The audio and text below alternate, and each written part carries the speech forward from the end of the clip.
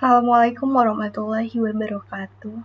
Halo semuanya, perkenalkan nama saya Nafri Syahrin dari kelas 11 IKT2. Di sini saya akan menampilkan hasil PPT saya, yaitu topologi jaringan.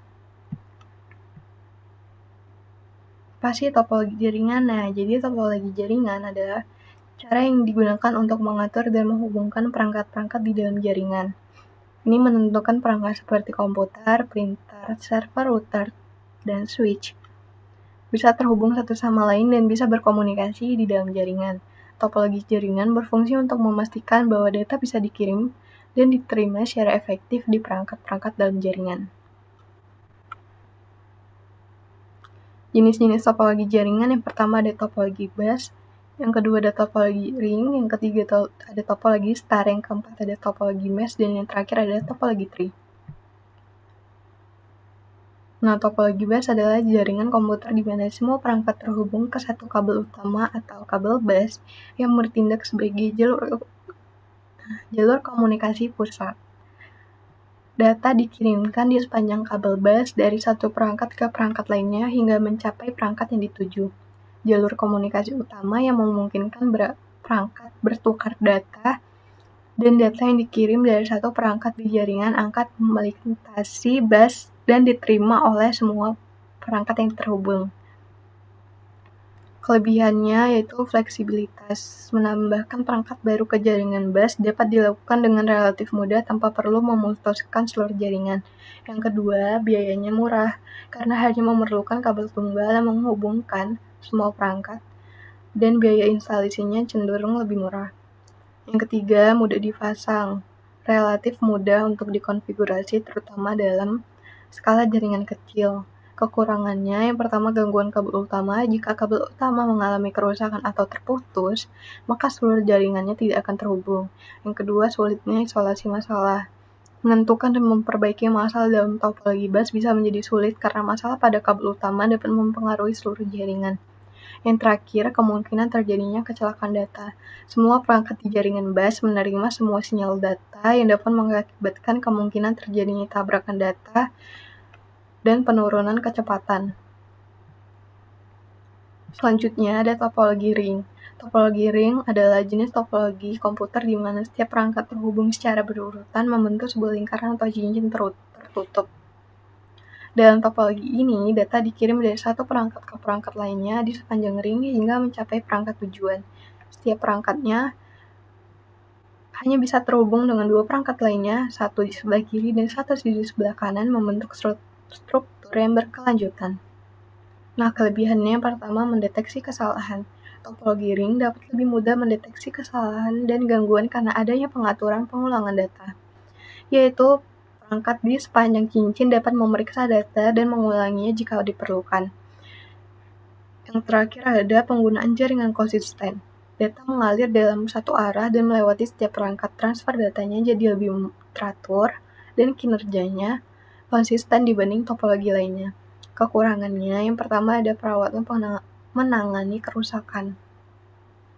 Memperbaiki masalah dalam topologi ring seringkali memerlukan penghentian seluruh jaringan atau melakukan perbaikan pada bagian tertentu dari cincin.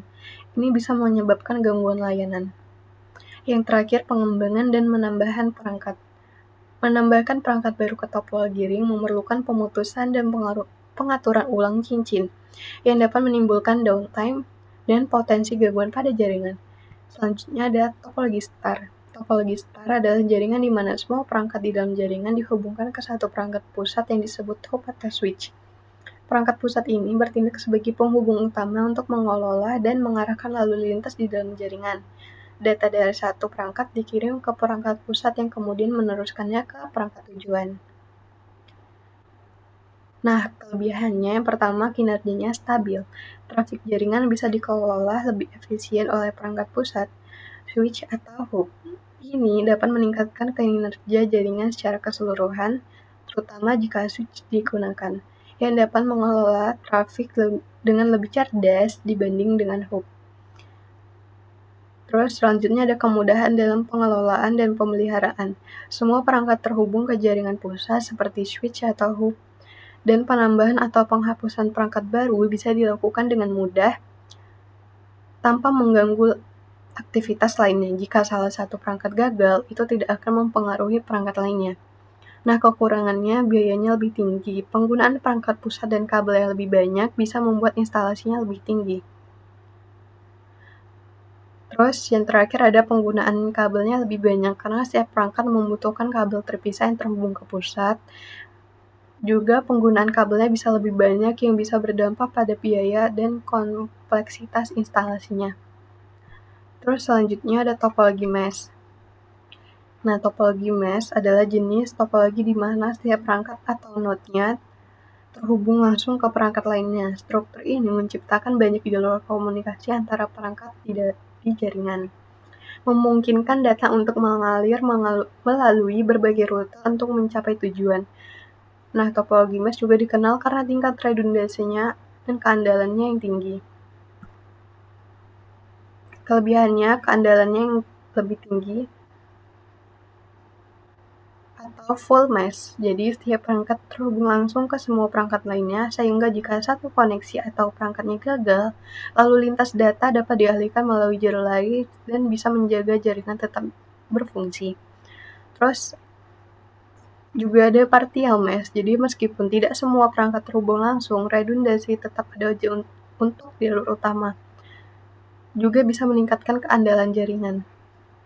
Kekurangannya, pemeliharaan. Jadi perangkat yang diperlukan untuk mengelola dan memelihara jaringan mesh seperti switch dan router bisa menjadi lebih mahal, terutama dalam skala yang lebih besar. Terus yang terakhir ada kompleksitas konfigurasi.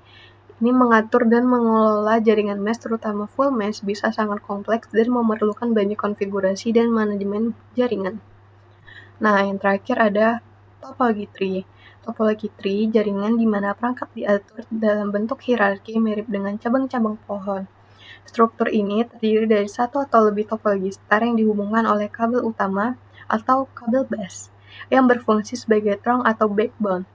Topologi ini menggabungkan fitur dari topologi star dan bus untuk memungkinkan pengelolaan jaringan yang lebih baik dan skalabilitas yang lebih besar.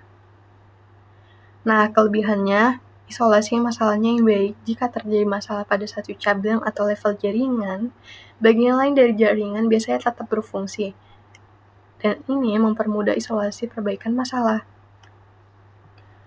Terus ada fleksibilitas, memungkinkan penambahan cabang atau subnet tanpa mempengaruhi keseluruhan jaringan, memberikan fleksibilitas dalam desain dan pengelolaan jaringan.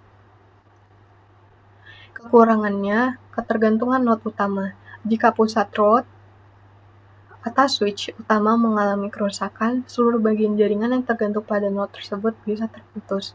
Ini mengganggu layanan di cabang yang terhubung. Nah, yang kedua ada kompleksitas konfigurasi.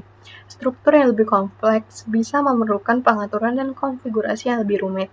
Terus yang terakhir ada potensi bottleneck. Jadi node